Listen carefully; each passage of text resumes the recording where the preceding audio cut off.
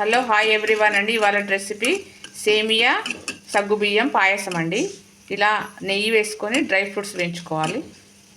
తీసి పక్కన పెట్టుకోవాలండి. అదే నెయ్యిలో మళ్ళీ బ్యాంబిన వేసి వేయించుకోవాలి.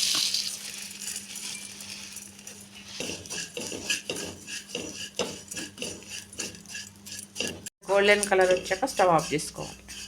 నానబెట్టుకోవాలండి సగ్గుబియ్యము.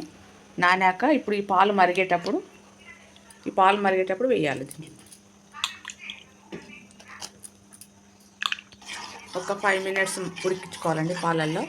ఇవి ముందే నానే కాబట్టి తొందరగా ఉడుకుతాయి సగ్గుబియ్యం. ఇలా ఒక 5 minutes ఉడికాక ఇలా మనం వేయించి పెట్టుకున్నది బ్యాంబినో డ్రై ఫ్రూట్స్ వేసుకోవాలండి. ఇందులో బ్యాంబినో సగ్గుబియ్యం ఉడుకుతాయండి పాలల్లో. ఉడికాక ఇప్పుడు చక్కెర వేసుకోవాలి. చక్కెర బాగా కరిగేంత వరకు కలుపుకోవాలండి.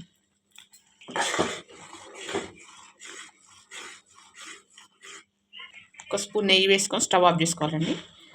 బ్యాంబినో సగ్గుబియ్యం పాయసం రెడీ అండి. ఈ వీడియో చూసి మీరు కూడా ఇలాగే చేసుకోండి. Please subscribe. Thank you.